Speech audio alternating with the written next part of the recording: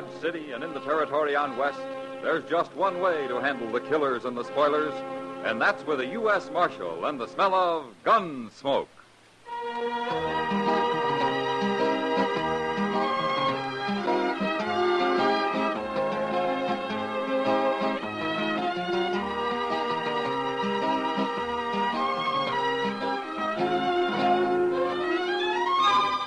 Gunsmoke, starring William Conrad.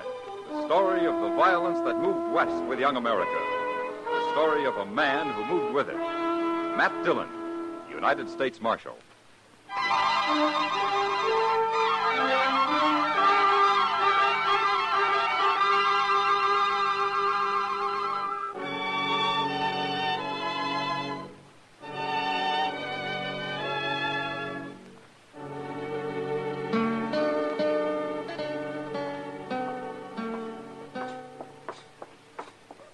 Look, Mr. Dillon, there's Miss Kitty, there in front of the Texas Trail. Yeah, I think she's waiting to say hello, Chester.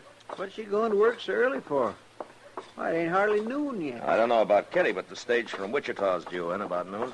Oh, I plumb forgot. Sheriff Benson's coming today, ain't he? That's what the telegram said. Why would the sheriff of Wichita come all the way to Dodge, Mr. Dillon? Must be mighty important. Maybe there's somebody here he'd like to take back with him. Hello, Kitty. Hello, Matt. Chester. Miss Kitty? So this is what Dodge looks like at noon. It's a little too real for me. We were wondering what brought you out so early. Sam sent word he wanted to see me. Come on in and say hello. Okay, we got a few minutes. Oh, Hello, Sam. Sam? Marshal. Oh, Sam. Hello, Chester. You having a drink, gentlemen? No thanks, Sam. Sam, it isn't noon yet. What am I doing here? Yeah, thanks for coming, Kitty. It's a new girl I just hired. I thought it'd be sort of nice if you'd take her over and sort of show her the ropes. Glad to, Sam. She's come in from St. Louis on the Santa Fe this morning. Needed a job real bad. Well, I hope she's not one of those innocent lambs who's been a lady all her life. I'll go get her. Sam takes pity on every lost soul that hits this town. No woman could stay lost around Dodge for long. That's true, Chester. That's why most of these women ought to stay home. Say, she's pretty. Cara. What? That's her name, Cara. You know her. Yeah, I know her. Well, here she is, everybody. Cara, this is Kitty, and Marshal Dillon, and Chester Proudfoot. Hello, Cara. Aren't you going to say hello, Matt? It's been a long time, Cara. Matt and I knew each other out in Arizona, for a while anyway, till Matt sort of changed his mind. What are you doing in Dodge, Cara? I thought you'd be surprised. I heard you were Marshal here. Somebody told me on the train. Uh-huh. You been living in St. Louis? I've been living everywhere, Matt. I left Arizona about a year after you did. I even tried San Francisco. I made out pretty good there, too. Yeah. You planning on staying in Dodge? Why not? I heard there's a lot of easy money here. Sure. Any objections to my staying, Matt? Well, of course not. Kitty, it's real sweet of you to show me around. Let's sit over there and have a talk first, shall we? Sure. Maybe you can teach me a few things. See you later, gentlemen. Well, I'll say one thing, Mr. Dillon. She's a right pretty girl, anyway. Yeah. She's changed since I knew her. She's changed a lot. Come on, Chester. The stage is about due.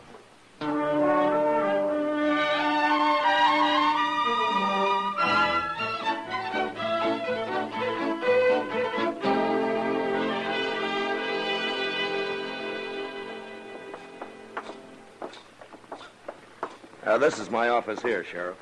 Well, Dodge is sure growed, Marshal. Been 3 or 4 years since I was here. Yeah.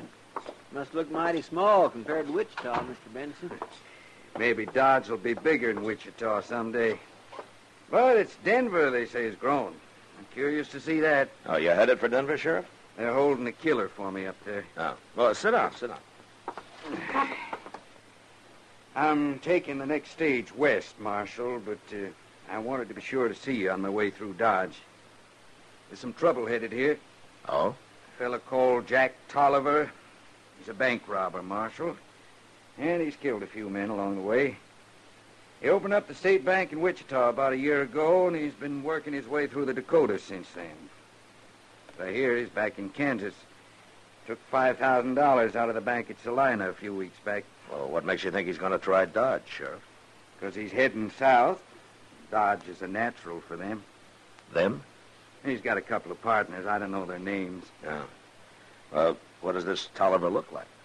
That's the trouble, Marshal. Nobody ever got a good look at him I know of, but I can tell you something about one of the gang. He sends this one ahead of him to sort of look things over for a week or so, and then he and the other two ride in. Uh-huh. What about the man that scouts ahead for him? It ain't a man, Marshal. It's a woman. A woman? Don't know her name. She changes it all the time anyway, but she's right pretty. About 5'7", black hair, hazel eyes. She's smart and she's tough. I declare. Mr. Dillon, that sounds an That's awful a lot like... pretty clever operation, Chester. Sheriff, I sure thank you for telling me all this. We'll be watching for him. Well, I better go get some dinner before that stage pulls out. See you on my way back, Marshal. Goodbye, Chester. Bye, Mr. Benson. Thanks again, Sheriff. Mr. Dillon, that sure did sound like Cara he was describing. No, but of course she wouldn't be mixed up in anything like that. Well, I said she'd changed, Chester, but I hope she hasn't changed that much. I think I better go have a talk with her.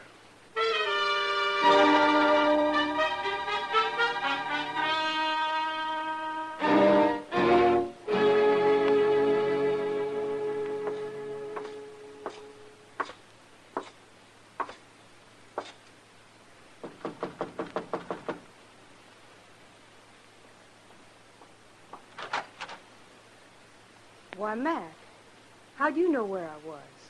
Kitty told me. I'd like to talk to you, Cara. Sure. Come in. Thank you. Is it embarrassing for you, Matt? My being in Dodge? Why should it be, Cara? Well, we were pretty good friends once. Well, we can still be friends. You mean that, Matt? You really mean it? You know what I mean, Cara. Why'd you come here? What do you want?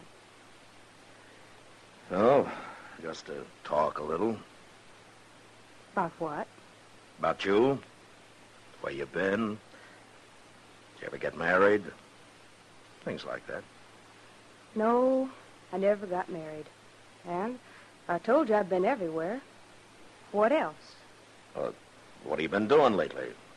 Why'd you leave St. Louis? I haven't been in St. Louis. You said you just came from there. You didn't let me finish. I haven't been in St. Louis very long, and I had no reason to stay there. Matt, what's this all about? If you don't want me in Dodge, say so. I'll leave. Oh, you're welcome in Dodge, Cara. I don't know whether to believe you or not. Oh, maybe I'm being too curious. I'll shut up. Oh, it isn't that. I guess it's just that there's a lot of things I don't want to talk about. You understand, Matt? Sure. But I won't be bothering you anyway. I have to go out of town for a few days tomorrow. Oh? Where you going? Salina, they're holding a prisoner for me there. Salina? Yeah. Mm-hmm. And you're going tomorrow? Yeah. I'll be back in a couple of days. Matt, couldn't you put it off for a while? Say, another week? Why, Cara? I don't know. I'd like you around. I feel like such a stranger here. I'll be more at home in another week. Please, Matt? Sure, Cara. Doesn't make much difference. You let me know if there's anything I can do for you. Huh? Thanks, Matt. I will.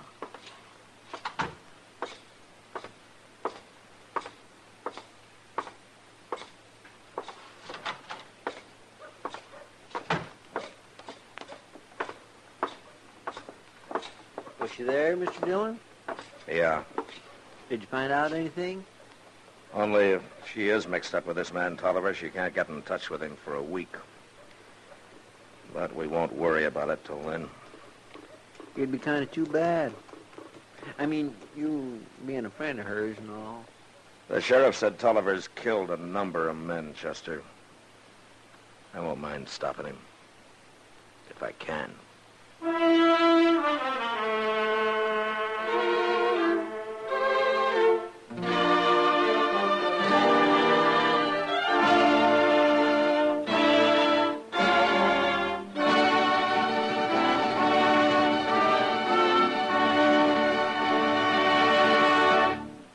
We will return for the second act of Gunsmoke in just a moment. But first, United States savings bonds pay 3% interest when held to maturity.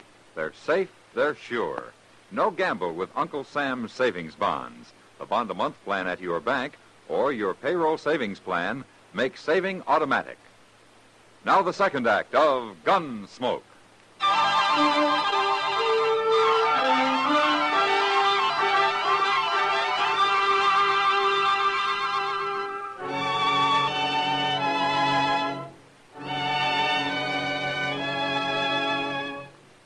A few days passed, and as I'd thought, nothing happened. Cara worked at the Texas Trail. And although we kept an eye on her, she talked to so many strangers every day, there was no way of telling which might have been her bank robber friend, Jack Tolliver. Would have been easy for him to just ride into town anytime he wanted, buy Cara a drink, and get what information she'd gathered. I talked to her now and then, and although she tried not to show it, I was pretty sure she was aware that I was suspicious of her. And then one day, I was real sure. Doc and Chester and I just finished a game of three-handed stud in the office. 650, 675, and 7. 750, $8. You have to count it out loud, Doc. 850, 950. Ah, there we are. Well, I do it to teach you a lesson, Chester. You got my money, ain't that enough?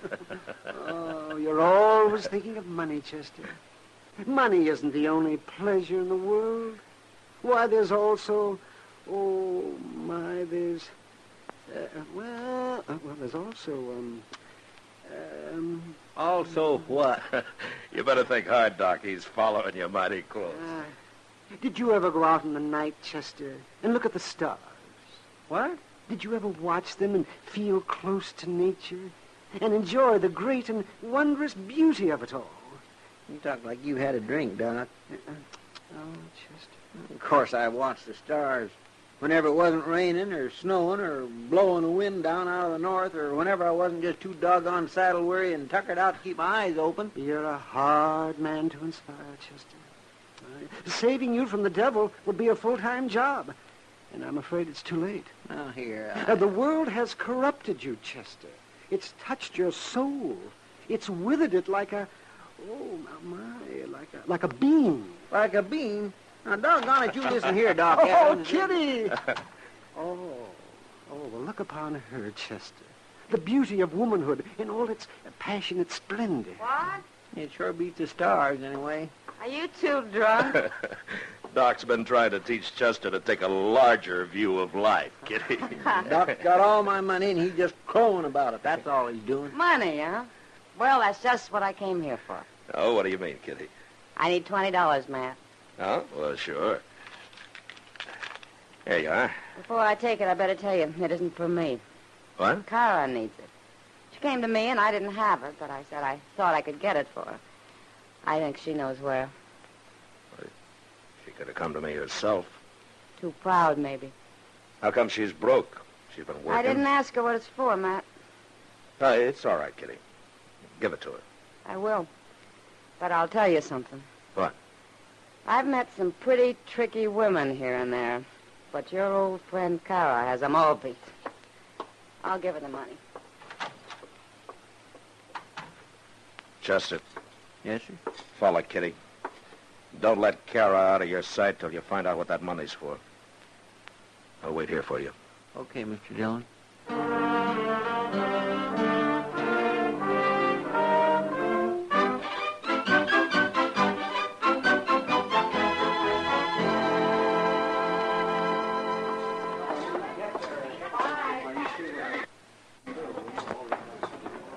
If the depot's already crowded, Chester, it must be close to train time. Yes, sir. And Cara will be here. I know she will. The agent told me she bought one ticket to St. Louis and asked what time the next train leaves. Well, I hope she's here. And maybe she's innocent after all, Mr. Dillon. Well, we'll soon find out, Chester. Oh, there she is over there. Yes, and all dressed up, too. Cara's always all dressed up. Hello, Matt. Chester? Miss Cara? You're staring at me, Matt. I'm just wondering why you didn't come and say goodbye if you're leaving Dodge. What makes you think I'm leaving? Well, you bought a ticket to St. Louis with the $20 I gave Kitty for you. Yes, I did. I knew you'd figure it all out, Matt. And I knew you'd think I'm leaving. I wanted you to. Why, Cara? Because I've enjoyed making a fool of you. Have you? A friend of mine's leaving on that train, Matt. Jack Tolliver? I knew you were on to us. I'll watch Cara if you want to go after him, Mr. Dillon. There are 20 strangers down here, Chester. How do I know which one's Tolliver? You know, I could arrest you, Cara. You're wanted in a lot of places. You're too smart for that, Matt. Arrest me and you'd never find Jack. Sure, but once Tolliver's on that train, I can find him. How? I'll have the whole train put under guard when it gets to Abilene. And one by one, every man on it will have to clear himself. We'll get him. No, you won't. He'll jump off. He won't know what I'm going to do, and you can't warn him now. Hey, it's pulling out, Mr. Dillon. We'll make it, Chester. So long, Cara. No, Matt, wait. Come on, Chester, run. Matt, come back.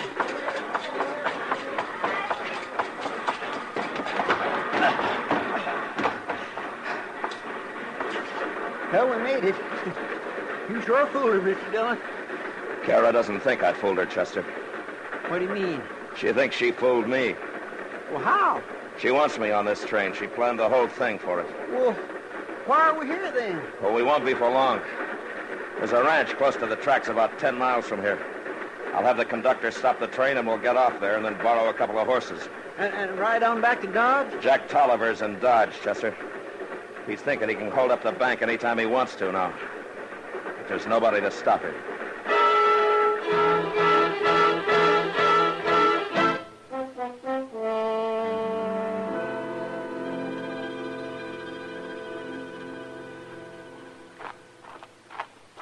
I tied the horse way over yonder, Mr. Dillon.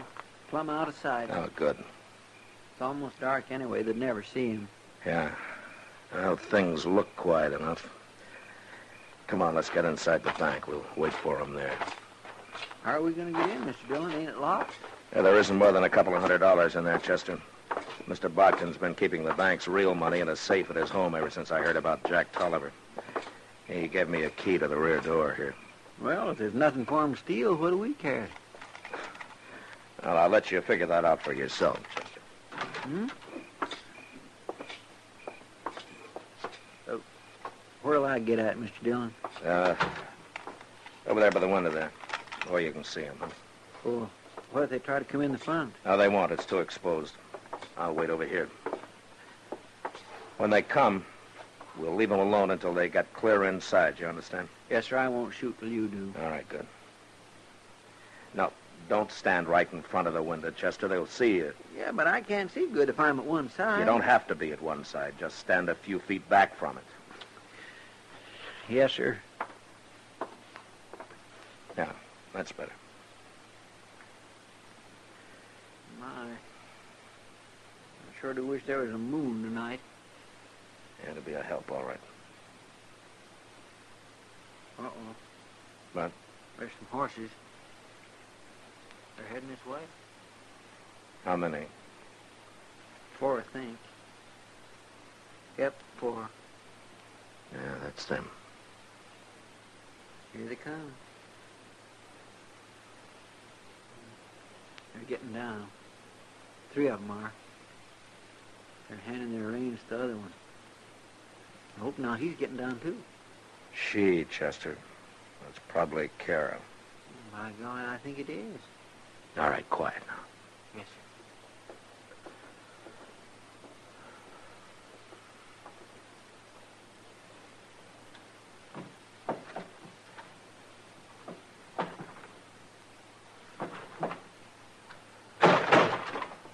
Not so much noise till you take me ears all the way down Front Street.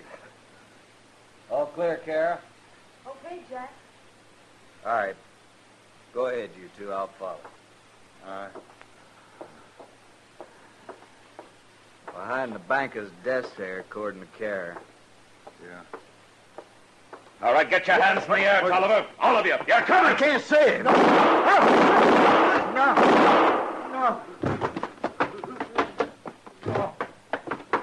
I got two of them, Chester. Tolliver run outside, but I hit him. He's wounded. Look, Cara's having to help him. Hold it, Tolliver. Cara, get away from him. No, you don't, Cara. You stay right here. Don't hide behind me, Jack. He'll kill me. He won't kill you. But if you move, I will. No, let me go. Get around behind him, Chester. Yes, sir. You're trapped, Tolliver. Now let Cara go. You just stay right where you are, both of you. I'll kill her if you don't. You coward, Jack. Get away from me. I warned you.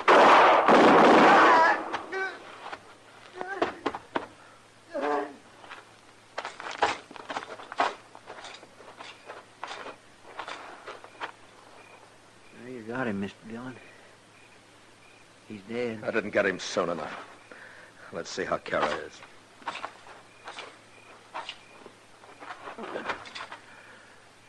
Cara. Cara. I'm sorry, Cara. It's too dark. I couldn't shoot any quicker.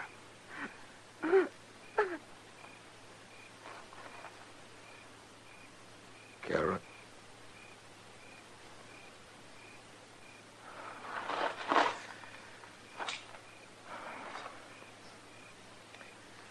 I don't think she heard me, Chester. He shot her right in the back, Mr. Dillon. Yeah. Well, sir, that's the end of Jack Tolliver's gang. It's the end of a lot of things, Chester. A lot of things. Yes, sir, I guess 'tis.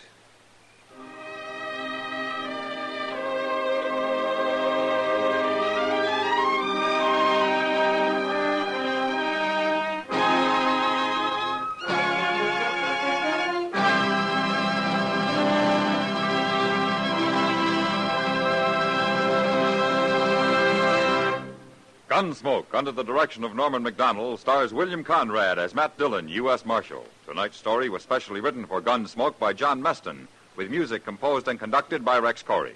Featured in the cast were Harry Bartell, Jill Jarman, Vic Perrin, and John Daner. Parley Baer as Chester, Howard McNear as Doc, and Georgia Ellis as Kitty. Join us again next week as Matt Dillon, U.S. Marshal, fights to bring law and order out of the wild violence of the West in Gunsmoke.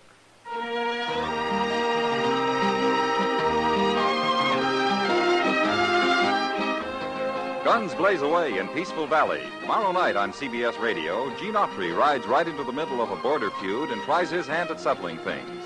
Don't miss the Gene Autry Show, tomorrow on most of these same stations. The Star's Address presents America's favorite singing cowboy and his Melody Ranch pals every Sunday. George Walsh speaking. Your news is always accurately reported when it comes from the CBS Radio Network.